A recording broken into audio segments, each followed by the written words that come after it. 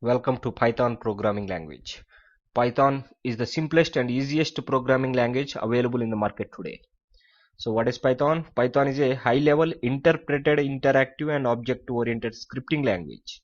So Python was designed to be highly readable, which uses English keywords frequently, whereas other languages uses punctuations, and it has fewer syntactical constructions than any other languages available in the market today. So Python was developed by Guido van Rossum in the late 80s and early 90s at the National Research Institute of Mathematics and Computer Science in the Netherlands. He wanted to build a program which is simple to use and easy to understand. And till date, Python is the most easiest and simplest programming language to learn. And it is the most powerful programming language available. So Python is a scripting language and Python is object oriented. This means that Python supports object oriented style or technique of programming that encapsulates code within objects that we will be seeing in our course. So it is a interpreter. This means that it is processed at runtime by the interpreter and you do not need to compile your program before executing it. Like any other programming language, C, C++, Java, Perl, PHP, we should have to first compile the code and then we should have to execute. But in this Python, because it is an interpreted language, we not need to compile it. We will be executing the code. And Python is interactive. This means that you can actually sit at a Python prompt and interact with the interpreter directly to write your program. And it is easy to learn and it contains all the good features from other languages. So it is easy to learn.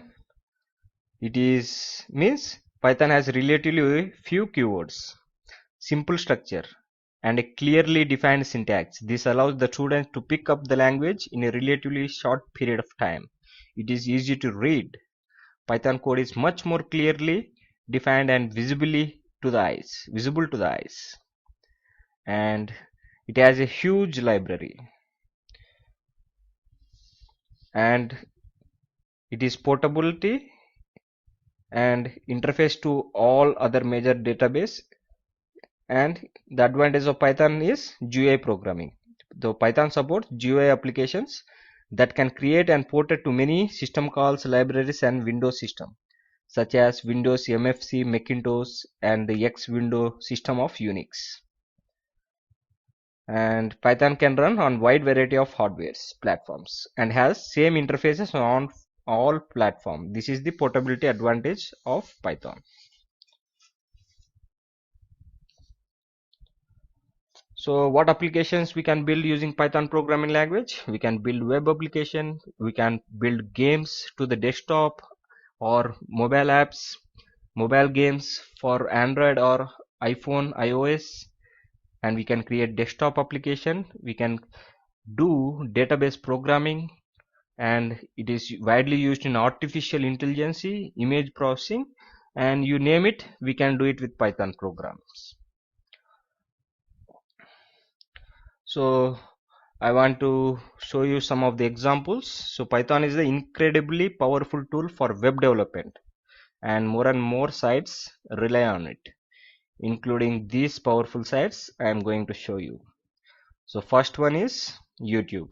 If you love watching hours of homemade and professional quality video clips on YouTube, you can thank Python for giving you that option. The foundation for Python helped YouTube integrate streaming videos into their pages as well as the ability to like videos and embed certain information.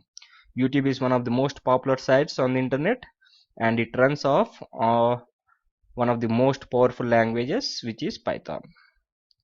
And one more example is BitTorrent. So BitTorrent has evolved quite a bit in recent years, but its foundation and earlier years were built on Python. And the next website I would like to first describe it first. So it takes a lot of power to be able to handle the most popular search engine in the entire world. That is why this website uses Python for its mainframe foundation. as well as in addition to various apps that it runs in conjunction to the main site. So can you guess the website? It is the most popular website in the entire world. Yes, it is Google. Google uses Python at the core. And the next website is Spotify.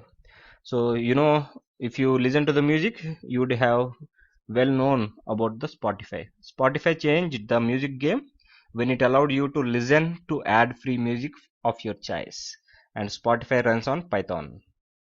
Like this, Yahoo Maps, much like Google, Yahoo also uses Python for a variety of different resources.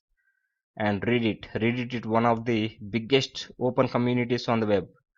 You have a question, want to talk about something in specific, you can go to Reddit. And Reddit is also built on Python. Quora, you got a question, ask it on Quora. Quora is also built in Python. And one more I want to show, there are plenty, like thousands of websites which are building now on Python, because it's the most powerful thing. The last one is Instagram.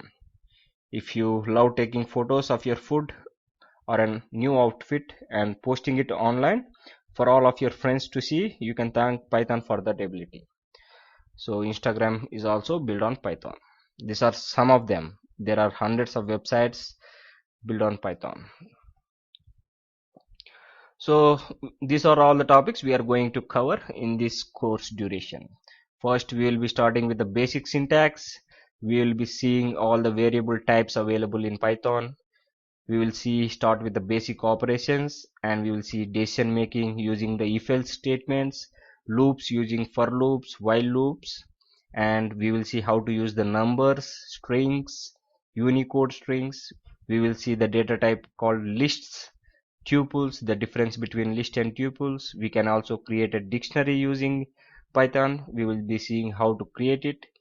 We will be then going to the functions and function arguments, how to pass the argument in the function, and we will be seeing what are the keywords.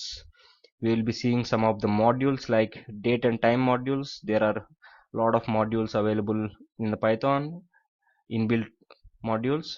We will be seeing functions, how to create our own modules, and file handling in Python, like we can call the files in our computer using the Python program, modify it, we can change the name. All this we will be seeing in the files, and how to handle the exceptions we will be seeing.